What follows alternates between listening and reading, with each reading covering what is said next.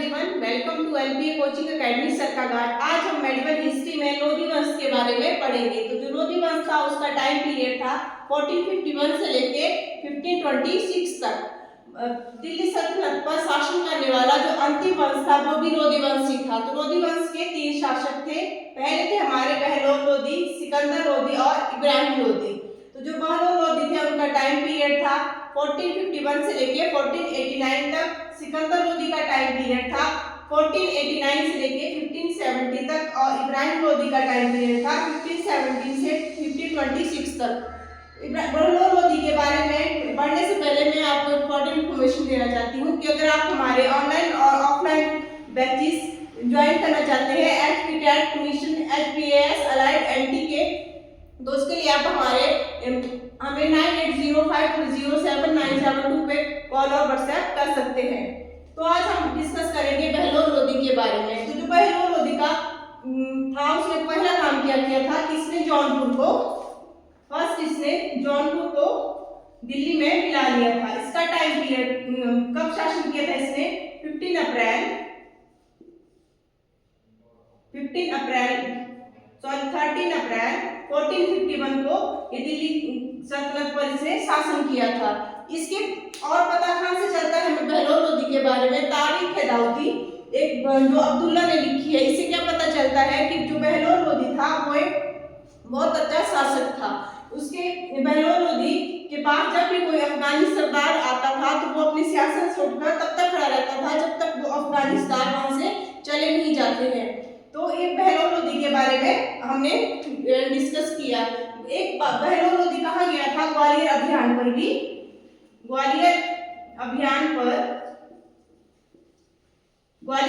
पर बहलोल लोधी गया था। तो ग्वालियर अभियान के दौरान रास्ते में क्या हुआ था? लू लगने के कारण बहलोल लोधी की मृत्यु हो गई थी। तो इसकी मृत्यु कब हुई थी? 12 जून 1489 को। नेक्स्ट जो दिल्ली सल्तनत पर शासन करता है वो था सिकंदर लोधी। तो सिकंदर लोधी का टाइम पीरियड था 1489 से लेके 1517 तक। तो अब हम सिकंदर लोधी के बारे में पढ़ेंगे। इसका समय सिकंदर लोधी वंश का सबसे महान शासक था। 1504 ईस्वी में सिकंदर लोधी ने क्या किया था? आगरा शहर बसाया था। 1504 में सिकंदर लोधी ने आगरा शहर बसाया था। 1506 में इसने क्या किया था कि आगरा को राजधानी बना लिया था। ठीक है, तो 1504 में जैसे सिकंदर लोधी ने आगरा शहर की स्थापना की और 1506 में उसने क्या किया? इसको राजधानी के रूप में अपना लिया। गज सिकंदरी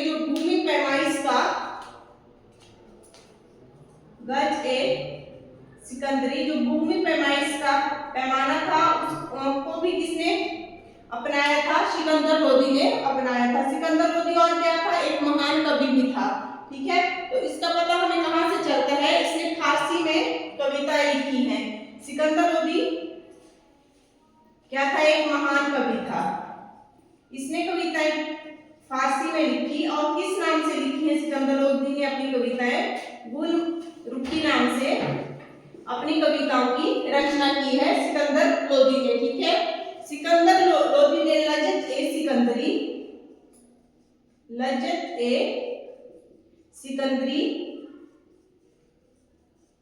सिकंदर लोधी ने लज्जत ए सिकंदरी की भी ग्रंथ रचना की है। यह संगीत से संबंधित था। इसने क्या किया है? आयुर्वेदिक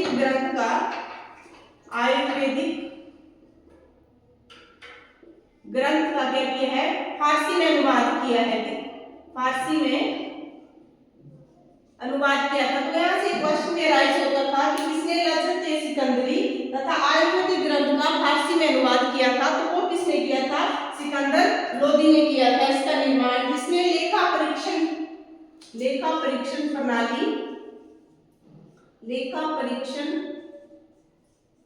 प्रणाली विभाग की स्थापना भी की थी। तो ये क्या थे? सिकंदर लोधी के कार्य थे। इसने क्या किया था? भूमि को मापने के लिए एक स्केल का निर्माण भी किया था। लजत ए सिकंदरी की रचना की थी। आयुर्वेदिक ग्रंथ का फारसी में अनुवाद किया था तथा लेखा परीक्षण प्रणाली को भी अपनाया था। इसने क्या किया था? अनाज तथा उसको भी समाप्त कर दिया था। अनाज तथा खाद्यान्न कर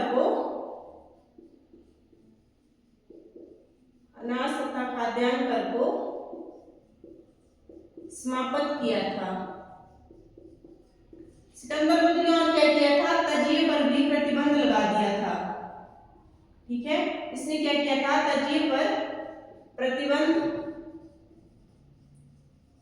भी प्रतिबंध लगा दिया था सिकंदर लोदी ने।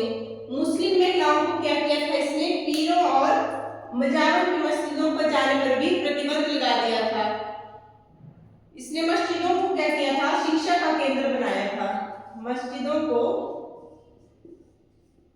शिक्षा का केंद्र बनाया था, शिक्षा का केंद्र बनाया था सिकंदर लोदी ने। ठीक है, तो सिकंदर लोदी ने और क्या किया था, एक तो अनाज तथा खाद्यान्न पर जो कर लगता है उसको समाप्त कर दिया था। इसने तजिए पर प्रतिबंध लगाया, महिलाओं को मीरों मजारों पर दरगाहों पर जाने पर भी प्रतिबंध लगा दिया था, और मस्जिदों को क्या किया था, शिक्षा का केंद्र बनाया था। और क्या किया था इसने, गुप्तचर विभाग की स्थापना की थी। गुप्तचर विभाग की भी स्थापना की थी सिकंदर लोदी ने। ठीक है, ज्वालामुखी मंदिर की मूर्ति को तोड़ा था। सिकंदर लोदी ने क्या किया था, ज्वालामुखी मंदिर की मूर्ति को भी तोड़ा था।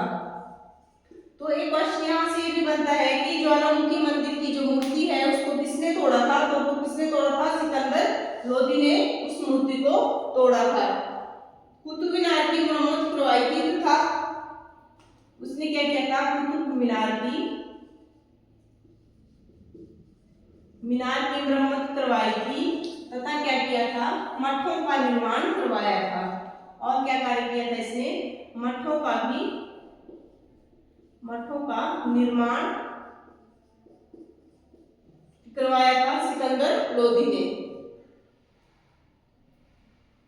21 नवंबर 1570 को क्या हो गले की बीमारी के कारण क्या हुआ था, सिकंदर लोदी की मृत्यु हो गई थी। तो सिकंदर लोदी की मृत्यु कब हुई थी, 21 नवंबर 1517 को।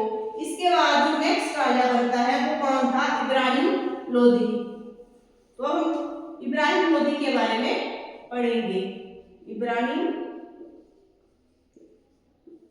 लोदी, सिकंदर लोदी के बाद जो नेक्स्ट दिल्ली सल्तनत पर शासन करता है वो कौन था, इब्राहिम लोदी। इब्राहिम लोदी का टाइम पीरियड क्या था, 1517 से लेके 1526 तक। ठीक है, तो इब्राहिम लोदी जो थे वो किसके पुत्र थे, सिकंदर लोदी के। सिकंदर लोदी के दो पुत्र थे, एक थे इब्राहिम लोदी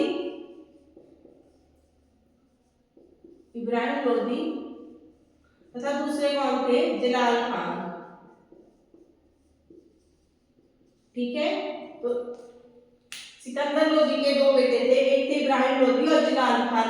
सिकंदर लोदी के बाद जो नेक्स्ट शासक बनता है वो थे इब्राहिम लोदी, जो कब उसने दिल्ली सल्तनत पर शासन किया वो था 1517 से 1526 ईस्वी तक।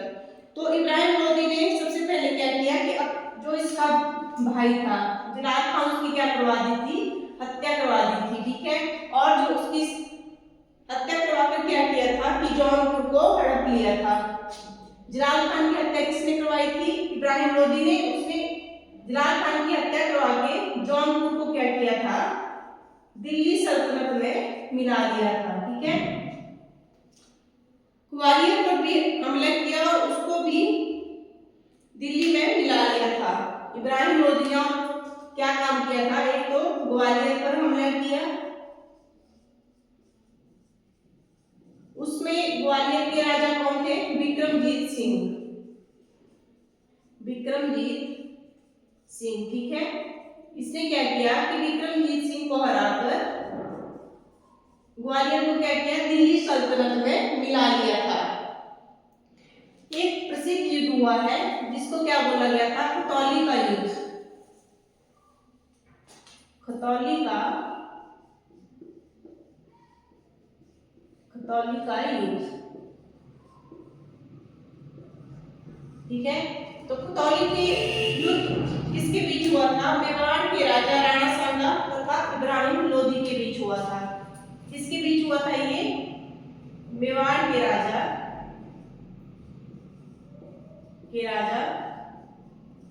राणा सांगा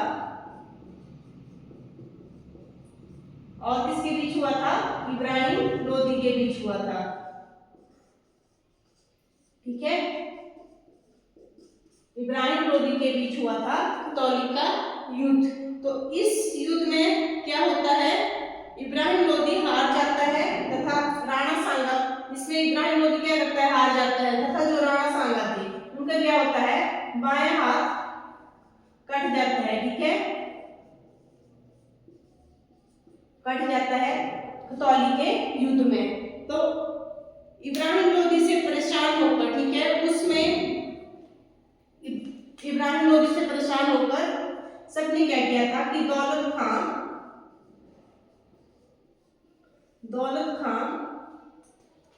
और कौन के? राणा सांगा, दौलत खान, राणा सांगा और आलम खान, इन तीनों ने क्या किया था कि इब्राहिम लोदी से परेशान होकर बाबर को क्या किया था? दिल्ली सल्तनत पर शासन करने के लिए बुला लिया था। तो जो दौलत खान थे वो उसमें क्या थे? पंजाब के गवर्नर थे, ठीक है। और राणा सांगा कौन थे? मेवाड़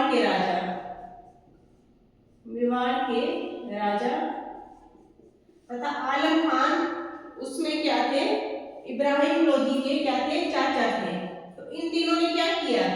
इब्राहिम लोदी से परेशान होकर, उसके अत्याचारों से परेशान होकर किसको बुला लिया था दिल्ली पर शासन करने के लिए?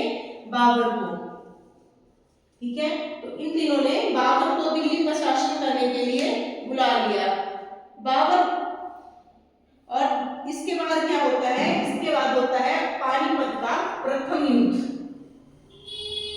ठीक है, जब इन तीनों ने इब्राहिम लोदी से परेशान होकर बाबर को दिल्ली सल्तनत पर शासन करने के लिए बुला लिया, तो उसके बाद क्या होता है? पानीपत का प्रथम युद्ध। पानीपत का प्रथम युद्ध। ठीक है, तो पानीपत का प्रथम युद्ध कब होता है? 21 अप्रैल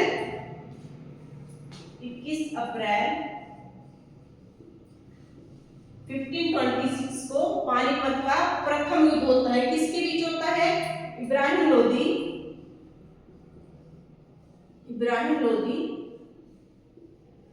और बाबर के बीच में होता है। ठीक है, तो उसमें इब्राहिम लोदी से सभी शासक परेशान थे। ठीक है, उन्होंने उसके अत्याचारों से परेशान होकर किसको बुलाया? दिल्ली सल्तनत पर शासन करने के लिए बाबर को। और जैसे ही बाबर ने दिल्ली सल्तनत पर शासन करना शुरू किया तो इब्राहिम लोदी और बाबर के बीच में क्या होता है? पानीपत का प्रथम युद्ध होता है, जो होता है 21 अप्रैल 1526 को। ठीक है, तो इब्राहिम लोदी के पास क्या थे? उसमें बहुत सारे सैनिक थे, शस्त्र और बहुत सैनिक, घुड़सवार जैसे बहुत सारे थे। तो इब्राहिम लोदी की सेना में जो सैनिक थे वो कितने थे? 1,50,000। ठीक है, और बाबर के पास कितने सैनिक थे? 20,000। तो इस सब के बावजूद क्या होता है? बाबर जीत जाता है। ठीक है, कम सेना होने के बाद भी बाबर जीत जाता है और इब्राहिम लोदी हार जाता है। तो जब इब्राहिम लोदी के पास 1.5 लाख सैनिक थे और बाबर के पास 20,000 सैनिक थे, तो बाबर कैसे आ जाता है? क्योंकि बाबर के पास क्या था? तोपखाना था। ठीक है, इसके पास क्या थे? बहुत अच्छे तोपची थे, उनका नाम था उस्ताद अली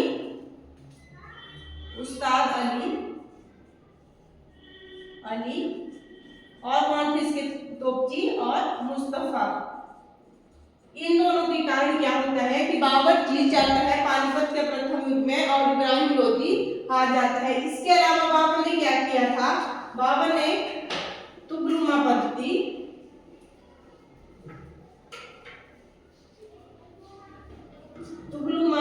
को भी क्या काम किया था कि इसने रूमी पद्धति को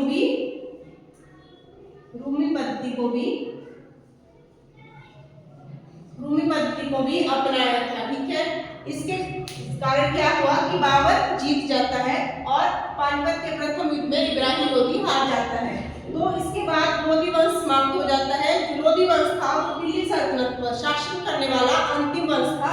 इसके बाद आगे मुगल वंश के बारे में आता है कि हम मुगल वंश के बारे में नेक्स्ट वीडियो में पढ़ेंगे। ठीक है, तो आज हमने लोदी वंश के बारे में पढ़ा, उनके टाइम पीरियड के बारे में पढ़ा, लोदी वंश के कितने शासक हुए और अंतिम शासक कौन था, उन सब के बारे में डिस्कस किया।